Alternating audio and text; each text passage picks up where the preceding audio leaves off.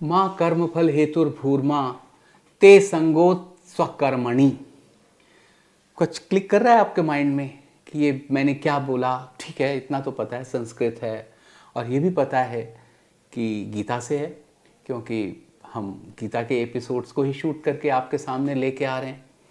लेकिन जो टाइटल में लिखा है कि स्पेशल एपिसोड, वो क्यों लिखा है?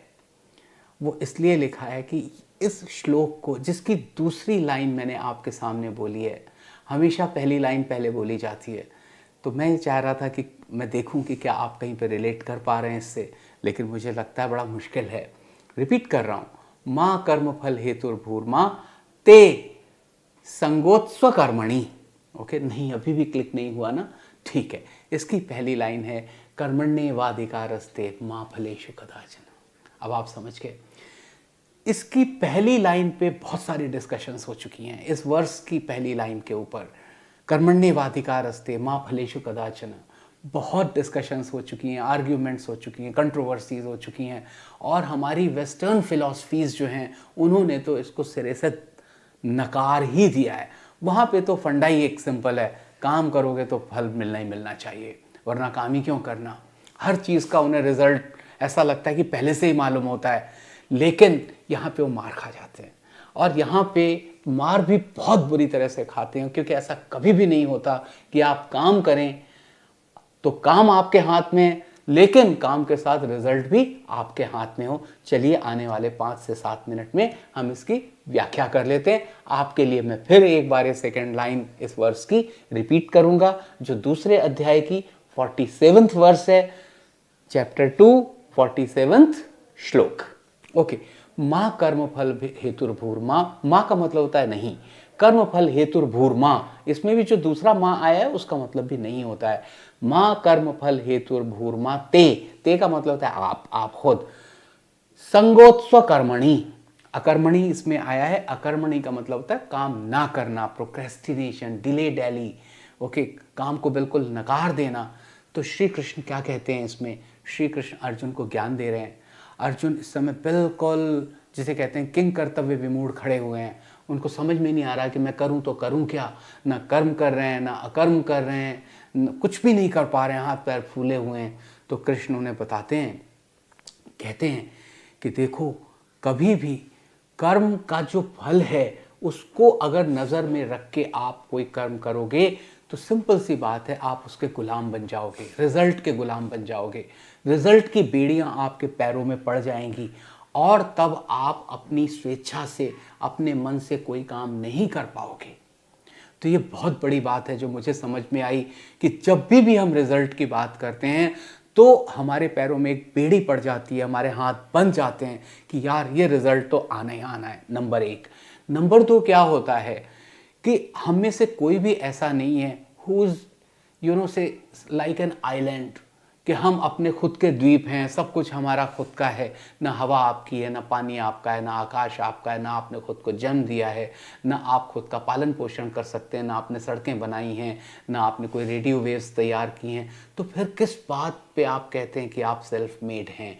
लेकिन इसीलिए यहाँ कहा गया है कि जब आप फल की इच्छा करते हैं तो आप क्या करते हैं? आप इन सब लोगों को जिन्होंने आपके लिए इंफ्रास्ट्रक्चर बनाया है एज ए टीम वर्क, जिसमें ईश्वर खुद शामिल हैं, उनको भूल जाते हैं, और आपके मन में एक सेल्फ आ जाता है कि रिजल्ट तो मेरा है, ये मैं, मेरा, ये सेल्फिशनेस आ जाती है। तब आप तो नहीं कहते कि रिजल्ट आएगा तो मैं सबके साथ बांटूंगा, सबके साथ शेयर करूंगा, उस ईश्वर के साथ भी जिसने हवा पानी बनाया। नहीं करते आप।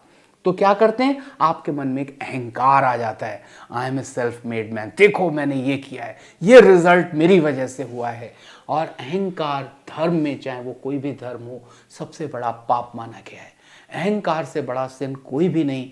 तो इसीलिए गीता के इस सेकंड चैप्टर की 47th श्लोक में, 47th वर्ष में कहा गया है कि अगर आप कर्म फल के ध्यान में रखकर कर्म करेंगे तो आप न केवल बेड़ियों में जकड़ जाएंगे, बल्कि क्या होगा कि आप अहंकारी हो जाएंगे।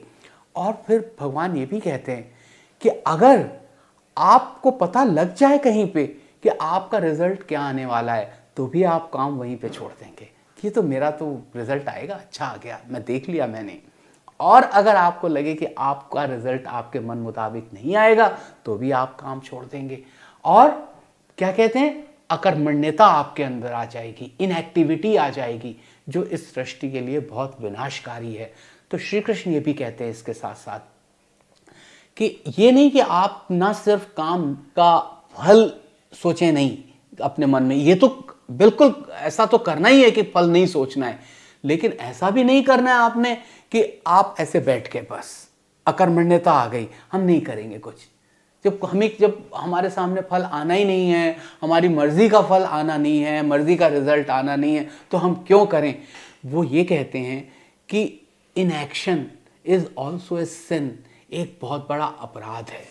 ओके, इस अपराध से हमें बचना चाहिए, क्योंकि अर्जुन इस समय बिल्कुल अकर्मण्यता की ओर बढ़ रहे हैं, कोई काम नहीं करना चाह रहे हैं, अपना धनुष नहीं उठा रहे हैं, प्रत्यंचा पे चढ़ा नहीं रहे हैं, तीर को मार नहीं रहे हैं अपने विरोधियों को। तो वो कहते हैं कि ये बिल्कुल गलत बात है, और ये भी मत सोचो आप, क्योंकि आप सोच रहे हो मैं अब जीत जाऊंगा, ये लाशें बिछी होंगी यहाँ पे, मैं करूंगा क्या। ये सोचना आपका काम नहीं है। क्यों? पहली लाइन पे आते हैं अब।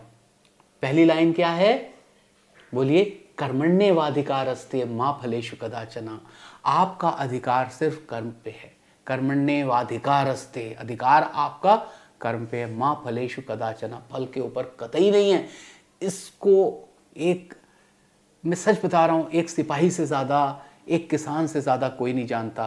किसान अपने फल सब्जी फसलें बोता है, लेकिन अगर आप उससे कह दो, वो अपना फाड़ा चला रहा है खेत में, उससे बोलो दादा कितने आम आएंगे इस बार, कितने के बिकेंगे, वो पता है क्या कहेगा वो गरीब किसान, कि भाई साहब मुझे कुछ नहीं पता, मैं तो सिर्फ अपना काम कर रहा हूँ, देना ना देना तो ऊपर वाले के हाथ में है। वो जितना दर्शन शास्त्र समझते हैं हम नहीं समझते।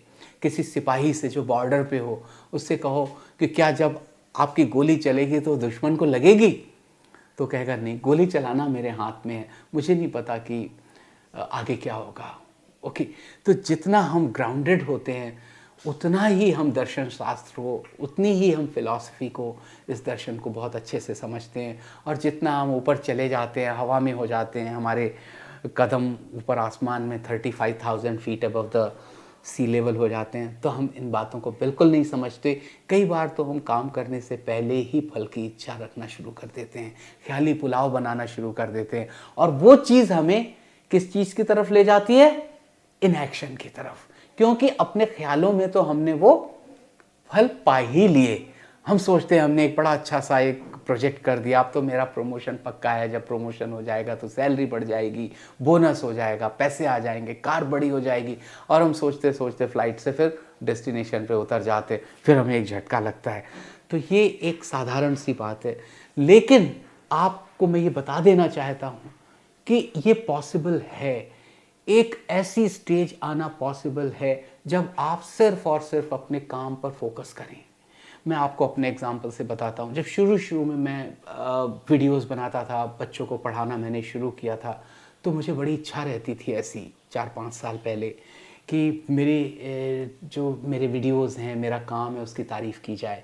तो मैं काम करते हुए ये सोचता था कि इसका रिज़ल्ट क्या आएगा, लेट्स सी क्या फ़ीडबैक आएगी, और कोई अगर अच्छी फ़ीडबैक देता तो मैं था हाँ देखो मैंने अच्छा काम किया था। लेकिन धीरे धीरे ऐसा होता गया कि अब मैं सिर्फ वीडियोस बनाता हूँ, मुझे कोई चिंता नहीं होती है कि ये बन भी पाएगा या नहीं, बनेगा शूट होके तो ये यूट्यूब पे जा भी पाएगा कि नहीं, वहाँ पे कोई इसे देखेगा भी या नहीं, देखने के बाद इसको कोई अच्छा कहेगा या नहीं। अब मुझे इस बात की बिल्कुल चिंता नहीं होती है, और चूंकि ये चिंता नहीं है तो मैं अपने काम पे फोकस ज़्यादा अच्छे से कर पाता हूँ, जैसे इस समय कर रहा हूँ, क्योंकि मुझे बिल्कुल लेना देना नहीं कि आप इस वीडियो को कभी देखेंगे भी या नहीं देखेंगे। लेकिन मैं रिपीट कर रहा हूँ यहाँ पे, ये मेरी ज़िंदगी का, मेरी फ़िलॉसफी का सबसे अहम पिलर है, सबसे इम्पॉर्टेंट पिलर है। ओके, कर्मण्येवाधिकारस्ते मा फलेषु कदाचन। काम किए जाइए आप, फल की इच्छा इसलिए नहीं कि फल आएगा या नहीं, उसकी वजह यह है कि उसके ऊपर आपका कंट्रोल है ही नहीं। आपका कंट्रोल सिर्फ आपके काम करने पर है। लेकिन श्री कृष्ण कहते हैं इसी श्लोक की, इसी वर्ष की दूसरी लाइन में, वो ये कहते हैं कि ना केवल इस वजह से कभी आप काम करें कि फल मिलेगा, इसकी इच्छा रखना पाप है। आप सिर्फ अपने काम पे फोकस करिए। दूसरा, सिर्फ इस वजह से कि फल आएगा या नहीं आएगा, अकर्मण्यता, काम ना करने की इच्छा, उससे भी बड़ा पाप है। तो आइए हम आप सब लोग सिर्फ अपने कर्म पर ध्यान दें, सिर्फ और सिर्फ अपने कर्म पर ध्यान दें और छोड़ दें उसके रिजल्ट को किसके ऊपर? ईश्वर के ऊपर। किसके ऊपर? विधि के ऊपर, विधान के ऊपर। तो देखिए हमारी और आपकी लाइफ में ज़्यादा प्रॉस्पेरिटी, ज़्यादा पीस होगी। हालांकि ये कहना भी गलत है, क्योंकि फिर वही बात आ जाती है कि क्या हम फल की इच्छा कर रहे हैं। लेकिन ये मैं अपने एक्सपीरियंस से बता रहा हूँ, जब से मैंने ये सोचा कि नहीं, वीडियोस बनाना मेरा काम है और अपनी वेबसाइट के थ्रू बच्चों को पढ़ाना मेरा काम है, तब से मैं ज़्यादा अपने आप को एट पीस और एट लेजर महसूस कर पाता हूँ। अपने अंदर एक ज़्यादा ऊर्जा का संचार महसूस कर पाता हूँ, बजाय इसके कि जब मेरे मन में उधेड़ बुन चलती रहती थी कि इसका रिजल्ट क्या आएगा, और मैं इरिटेटेड हो जाता था बहुत ज़्यादा। आज 15 से 20 बार भी अगर वीडियोज़ रीशूट होते हैं तो मुझे बिल्कुल इरिटेशन नहीं होती। मैं हर बार ये सोचता हूँ कि नहीं, कुछ ना कुछ तो नया सीखा। आपके नॉलेज के लिए, आपके ज्ञान के लिए बता दूं, ये मेरा 21वां शूट है इसमें, जब से मैं इस छोटे से 10 मिनट के वीडियो को शूट कर रहा हूँ। तो चलिए, कर्मण्येवाधिकारस्ते मा फलेषु कदाचन। Thank you.